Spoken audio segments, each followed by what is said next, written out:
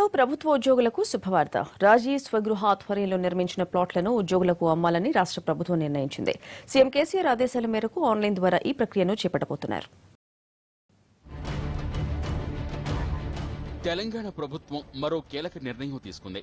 రాజీవ్ స్వగృహ ఆధ్వర్యంలో నిర్మించిన ఫ్లాట్లను ప్రభుత్వ ఉద్యోగులకు విక్రయించేందుకు సిద్ధపడుతోంది. ఆన్లైన్ ద్వారా మొదటి దశలో బండ్లగూడ, పోచారం ప్రాంతాల్లో నిర్మించిన 3719 ఫ్లాట్లను అమ్మకానికి ప్రభుత్వం. మరోవైపు ఫ్లాట్ల విక్రయం పారదర్శకంగా జరిగేందుకు రాజీవ్ స్వగృహ కార్పొరేషన్ తరపున ఆన్లైన్ ప్రక్రియ కోసం త్వరలోనే వెబ్సైట్ను ప్రారంభించనున్నారు. దీనికోసం సెంటర్ ఫర్ గుడ్ గవర్నెన్స్ ప్రత్యేక అప్లికేషన్ను రూపొందించింది.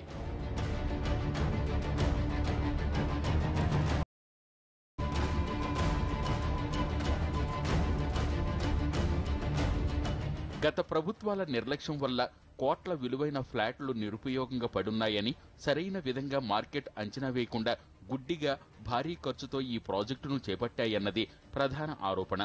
ఫ్లాట్ల నిర్మాణం పూర్తయి మాత్రం జరగలేదు. దీంతో పాటు బ్యాంకుల నుంచి తీసుకున్న రుణానికి గతంలో వడ్డీ కూడా సరిగా చెల్లించకపోవడంతో ఆ భారం తెలంగాణ రాజీవ్ స్వగృహ మీద పడిందని ప్రభుత్వం చెబుతోంది.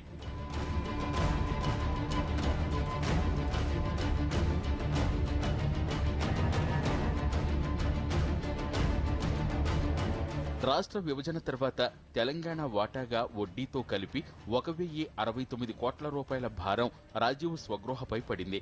ఇందులో ఇప్పటి వరకు 820 కోట్ల రూపాయల రుణాన్ని ప్రభుత్వం తీర్చింది. త్వరలోనే మిగిలిన అప్పు తీర్చేందుకు సిద్ధమవుతోంది.